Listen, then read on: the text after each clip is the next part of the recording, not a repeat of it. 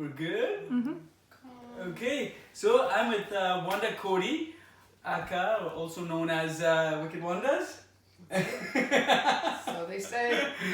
And very excited to know basically all the different businesses she's touched and mastered and where we're going to be going in the future with that.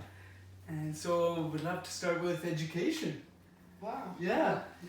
Well, George, my education is pretty basic, really. I did graduate from high school, and then I did some other things such as hairdressing. So I took my hairdressing and cosmetology license quite quickly out of high school because I always wanted to work. I've always worked. Mm-hmm. From the time I was 12, I worked. So I worked at a Becker's milk store at 12 years old. So I always was working, and I always had money coming in, and I liked that. Mm-hmm. So, and I was quite independent. So I went from being, a high school student, graduate. I probably would have went into more post-secondary schooling. However, I ended up having a child a month short of my 19th birthday. So I always was looking for things that I was going to be able to do education-wise that I could also start to earn a living from. So hairdressing had its limitations. So I wanted to be home with my children. I was a single mom, so I took early childhood education. So I took your certification there. And I ran a home daycare that was paid me through the government for several years. And that's where I started to learn how to run my own small business, really, because I was running the daycare in my house, and I liked the autonomy of working in my own space, probably from the very, very early stages. With the hairdressing, were you owning your own business, or you worked at a salon, or from home?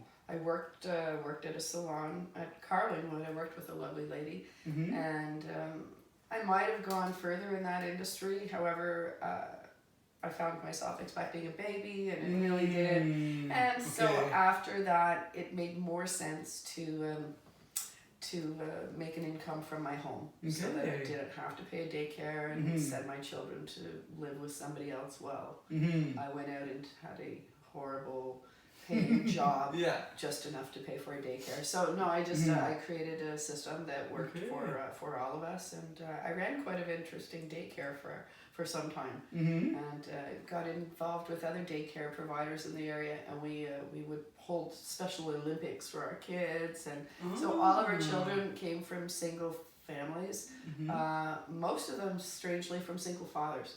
So I became the den mother to many young kids back then, and that was a great industry. And I actually did that until I ended up going into real estate.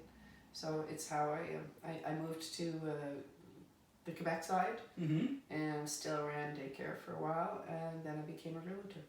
Okay, and how did real estate come to you, or you found it in a newspaper? What gave you the bug? Well, real estate is it's a funny business for me. I was just entering into my second marriage, which was the time that we started looking for a house together. And I enjoyed the process of going out looking at properties. And I found myself remembering things detail-wise. So I'd stand and talk to the realtor and say, that property, the taxes were $1,583.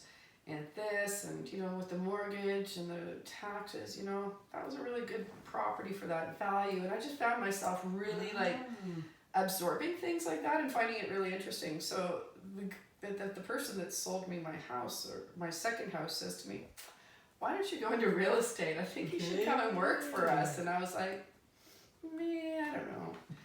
And it appealed to me, but I was like, a single mom, it was a little bit intimidating. I didn't know what to do. I had a small child at home, but I decided to go ahead and do it. And actually, until the night before, I really sat on the fence. Like I was just gonna not do it. I thought, this is kind of dumb. I have a small child. I have 2 other kids. I've had 3 kids at this point. Like, this is a little stupid.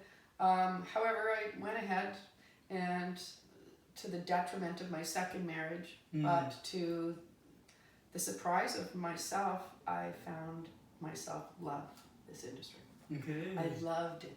I loved being successful. I loved making money. I loved the fact that I had been a single mother and never did anything with her life, and all of a sudden I was doing this great thing, and I was like second in my office all of a sudden, and you know, so it really, I did kind of probably turn into a little bit of a very single-minded person for a long time. So I don't doubt that it ruined my second marriage fairly fast. But I found I wasn't giving it up for my marriage. I was like, I love this. This is what I want to do. I want to be doing something that I'm successful at. And then so the more and more I worked in it, then I started to touch commercial real estate. Long story why, but I just started, and I had a lovely man, Izzy Hoffman. I love Izzy. He still calls me every year to wish me a happy birthday. And he was the first commercial deal I ever did. And he said to me, you know, you've got a knack for that. And so I started to do more and more commercial real estate. And then I recognized I really had an interest for the business side of things. And that I really had more and more of a head for numbers than I ever really thought I did.